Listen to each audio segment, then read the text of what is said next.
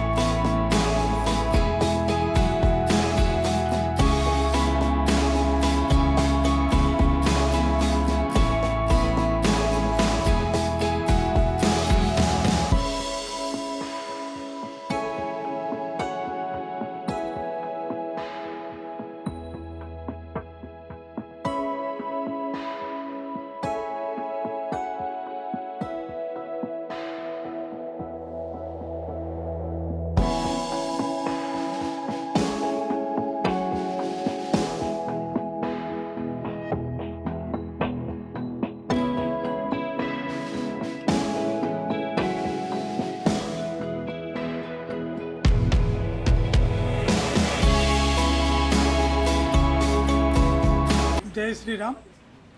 నా పేరు కృష్ణహరి, బృందావన్ కాలనీ ప్రెసిడెంట్ను, అధ్యక్షుడిని.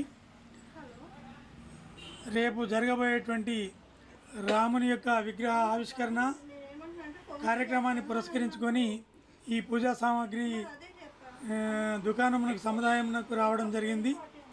మరి శ్రీరామ రామ రామేతి రమే రామే మనోరమే సహస్రనామ తత్తుల్యం రామనామ వరాననే అలాంటి పురుషోత్తముని యొక్క పూజను పురస్కరించుకొని బ్రహ్మాండమైనటువంటి కార్యక్రమాన్ని మా కాలనీలో నిర్వహించుటగాను మేమందరం కూడా పూనుకొని మరి ఈ పూజా సామాగ్రిని తీసుకోవడానికి అని చెప్పేసి ఇక్కడ రావడం జరిగింది. మరి అందులో భాగంగానే ఇక్కడ సైరా టీవీ వాళ్ళు కూడా వచ్చి మమ్మల్ని మీరు మాట్లాడవలసిందిగా వారు మమ్మల్ని కోరగానే మేము ఆ రాముని గురించి మరి పూజా ద్రవ్యాల గురించి చెప్పమని అడగగానే మేము మాకు తోచింది మేము ఏం చేస్తున్నాం అనేటువంటి కార్యక్రమాల గురించి వారికి వివరించడం జరుగుతుంది. మరి ఇట్టి కార్యక్రమంలో పాల్గొనటకు మా జన్మ ధన్యమైంది అని మేము అనుకుంటున్నాము.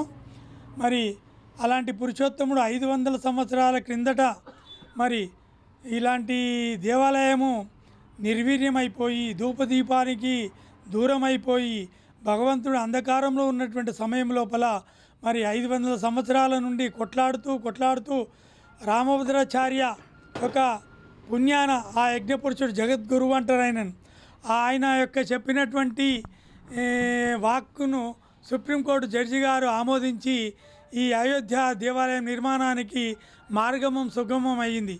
అట్టి నేపథ్యం లోపల రేపు 22 జనవరి 1, 2024 నాడు జరగబోయేటువంటి కార్యక్రమాన్ని పురస్కరించుకొని మరి ఇక్కడ రావడం జరిగింది. మరి ఇట్టి కార్యక్రమము ఇప్పుడు నేను 63 సంవత్సరాల వయసున్నది, నా జన్మలో నేను చూస్తున్నో లేదో అనుకున్న ఇట్టి ప్రోగ్రామును 1989లో నేను టీచర్గా పనిచేస్తున్నప్పుడు అయోధ్య గడపడి జరిగింది. అప్పుడు మేము ఉపవాసాలు ఉండి ఆ రోజు మొత్తం పొద్దస్తమానం ఉపవాసం ఉండి సాయంత్రం స్నానం చేసి అయోధ్య లోపల బాబ్రీ మసీదు పైన హిందూ జెండా ఎగరవేసిన తర్వాత సాయంత్రం స్నానం చేసి పూజ చేసుకొని రామునికి పూజ చేసి మొక్కి అప్పుడు ఉపవాస దీక్షను విరమించుకొని అట్టి కార్యక్రమానికి సాయిబాబా నిజంగా ఉంటే, రాముడు నిజంగానే ఉంటే ఖచ్చితంగా నాకు అప్పుడు మా భార్య గర్భవతి.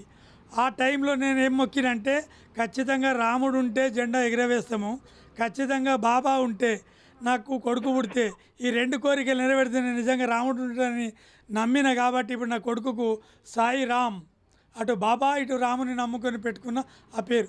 అలాంటి దేవుని యొక్క కార్యక్రమం నా కళ్ళ ముందర నా చేతుల మీదుగా ఇవాళ అధ్యక్షునిగా నా చేతుల మీద ఈ కార్యక్రమం జరగడం అనేటువంటిది నా పూర్వజన్మ సుకృతంగా నేను భావిస్తూ ఉన్నా. కుమారండి, వారాహి పూజా స్టోర్ ప్రొపరేటర్ని. ఈ ఎన్నో 500 ఏళ్ల నాటి కళ నెరవేరిన వేళ, ఎంతోమంది మహనీయులు పోరాటం ఫలించిన వేళ, ఈ శ్రీరామచంద్రుని మందిరం నిర్మించబడిన వేళ మనమందరం గొప్ప పండగలా జరుపుకోవాలని, అలాగే ప్రతి ఇంటిలో శ్రీరామచంద్ర ప్రభు ప్రతిమ ఉండాలనే మా ఆకాంక్షతో మేము మా వంతు సాయంగా మా స్టోర్ తరపు నుంచి కొన్ని ప్రతిమలు మేము ఇవ్వడం జరుగుతుంది. 22వ తారీఖు అంటే రేపు ఉదయం మేము మా స్టోర్ తరపు నుంచి కొన్ని ప్రతిమలు అందజేయడం జరుగుతుంది ఉచితంగా. జై శ్రీరామ్.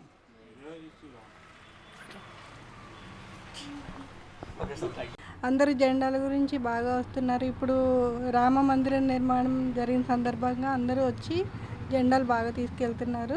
ఫొటోస్ అవి కూడా బాగా తీసుకెళ్తున్నారు. ఎక్కువ మేము మా షోరూమ్ తరపు నుంచి, మా స్టోర్ తరపు నుంచి ఆ ఫ్రేములు అందరికీ డిస్ట్రిబ్యూట్ చేసాం ఫ్రీగా.